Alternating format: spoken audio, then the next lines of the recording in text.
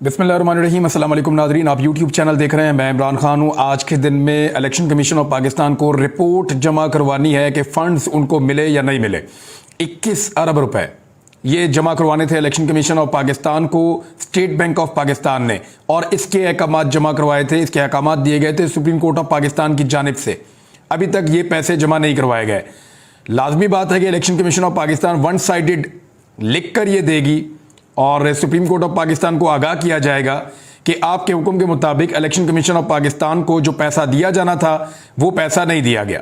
इसके अलावा एक और खबर है, हसनात मलिक एक जर्नलिस्ट है, उन्होंने ये खबर दी है कि दो एजेंसीज के जो टॉप ऑफिशियल्स हैं और उनके साथ डिफेंस सेक्रेटरी, उन्होंने मुलाकात की है chief justice of Pakistan Umar Ata Bandial साहब से और दो दीगर जजेस जो समाअत कर रहे हैं केस की कि इलेक्शन डिले क्यों हो रहा है, इलेक्शन के ताखीर के हवाले से जो केस है उसकी समाअत कर रहे हैं।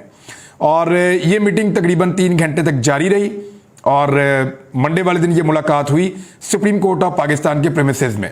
अच्छा, आज क्योंकि इलेक्शन कमीशन ऑफ पाकिस्तान ने सुप्रीम कोर्ट ऑफ पाकिस्तान को सिक्योरिटी के हवाले से भी आगाही देनी थी, सिक्योरिटी मामलात के हवाले से कि किस तरीके से उसको मैनेज किया जाएगा, सिक्योरिटी को डिप्यूट कैसे किया जाएगा, कितनी नफरी सिक्योरिटी की तैनात की जाएगी। तो इस हवाले से मेरे ख्याल में ये एक ब्रीफिंग हो सकती है जो मुतल्लिका लोगों ने इलेक्शन कमीशन ऑफ पाकिस्तान की दरखास्त पे या खुद से आकर सुप्रीम कोर्ट ऑफ पाकिस्तान के मुअज़्ज़िज़ जज साहिबान को देने की कोशिश की होगी। और सुप्रीम कोर्ट ऑफ पाकिस्तान जो है वो अपने इस फैसले के ऊपर अटल है फिलहाल कि आईन पाकिस्तान के मुताबिक 90 रोज के अंदर इलेक्शन होने चाहिए, लेकिन इलेक्शन कमीशन ऑफ पाकिस्तान को अभी तक पैसा नहीं दिया गया।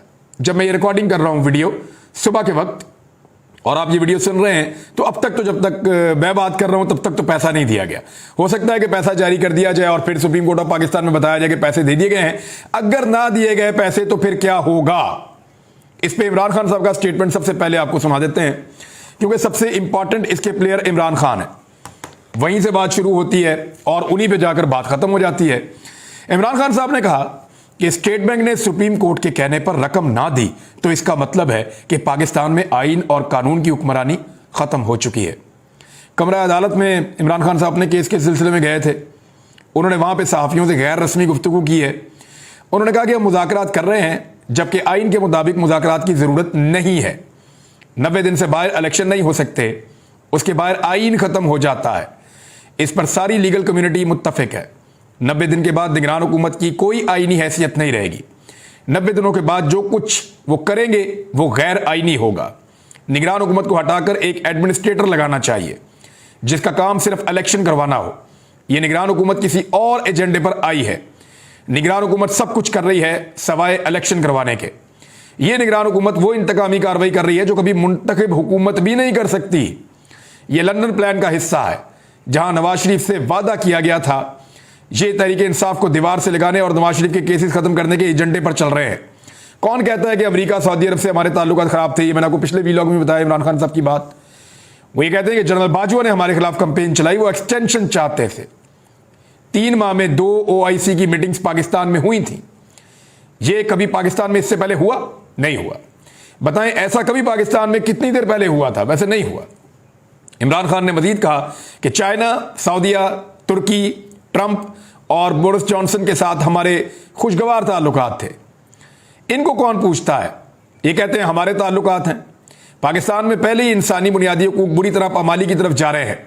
लोगों को पहले ही अगवा किया जा रहा है। अली जैदी वाला केस भी अजीबोगरीब केस है। यानी जिस तारीख का डॉक्यूमेंट जमा करवाया गया अदालत में कि अली जैदी के इसके ऊपर दस्तखत हैं और अली जैदी ने मेरे पैसे देने हैं फ्रॉड के केस में, एक बंदे ने जमा करवाया। अली जैदी ने उस तारीख का अपना पासपोर्ट जमा करवा दिया कि उस तारीख को तो मैं पाकिस्तान में नहीं था, मैं तो ट्रेवल किया हुआ था, पाकिस्तान में था ही नहीं। जब एक बंदा पाकिस्तान में ही नहीं है और दूसरा बंदा पाकिस्तान के अंदर है तो वो आमने सामने बैठकर कैसे एक मुआहदे पे दस्तखत कर सकते हैं? और अली जैदी उस तारीख पे कैसे दस्तखत कर सकता है? अदालत को चाहिए थे इसको उठा के फेंक दे, लेकिन अदालत ने 3 दिन का रिमांड दे दिया है। इस पे अली जैदी साहब ने कहा कि पाकिस्तान जिंदाबाद। अब मियां जावेद लतीफ साहब ने एक बात की, लेकिन उससे पहले मैं जरा फवाद चौधरी साहब का स्टेटमेंट क्योंकि इससे मिलता है वो भी मैं आपको बता देता हूं। फवाद चौधरी साहब ने कहा है कि इलेक्शन फंड ना देने पर सुप्रीम कोर्ट वजीर आजम के खिलाफ तौहीन अदालत की कार्रवाई शुरू करे। उन्होंने इस पर रद्द-ए-अमल दिया है जो पैसा जमा नहीं करवाया गया। और तहरीक इंसाफ मुज़ाकरात पर यकसू है मगर हुकूमत ने मुज़ाकरात पर संजीदगी का मुजाहरा नहीं किया है। इस पे जो है शाह महमूद कुरैशी साहब ने भी बात की कि राणा सनाउल्लाह साहब का स्टेटमेंट सुन लें, वो तो मुज़ाकरात की तरफ लगता ही नहीं है कि वो आमादा है। जिस तरह गिरफ्तारियां की जा रही हैं, जिस तरह टॉर्चर किया जा रहा है, सिंध के अंदर पीपल्स पार्टी की हुकूमत है।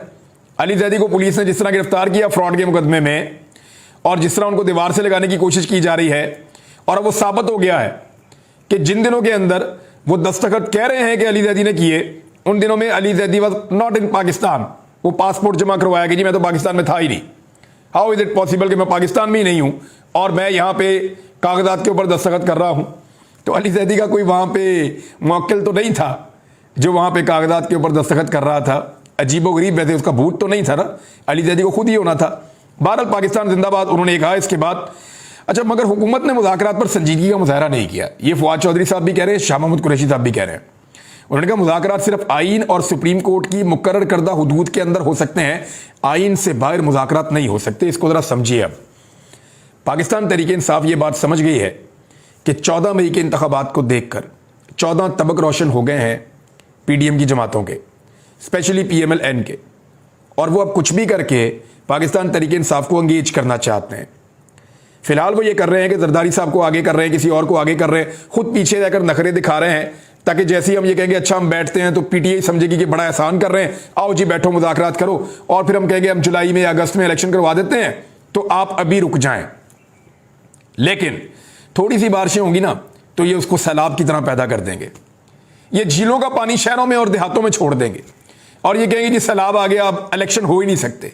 ये फिर इलेक्शन को अक्टूबर, नवंबर, दिसंबर में ले जाने की कोशिश करेंगे और अगले साल में ले जाने की कोशिश करेंगे। ये हर वो चीज़ करेंगे जिससे ये इंतखाबात को डिले कर सकते हैं।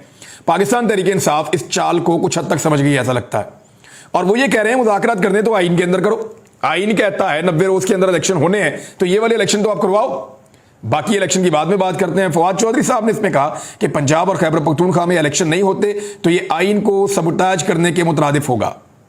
अदालती फैसले के बाद स्टेट बैंक का फंड जारी ना करना हुक्म अदूली के जिम्मे में आता है। सुप्रीम कोर्ट वजीर आजम और काबीना के खिलाफ तौहीन अदालत की कार्रवाई शुरू करे। इस तरह इनका अदालत के हाथों नाअहली का शौक भी पूरा हो जाएगा। और कौमी इंतखाबात पर बात करनी है तो करें, लेकिन सूबाई इलेक्शन होकर रहेंगे। ये वो मौक़िफ़ है जो पाकिस्तान तहरीक इंसाफ को रखना चाहिए, क्योंकि ये आईने पाकिस्तान के मुताबिक है।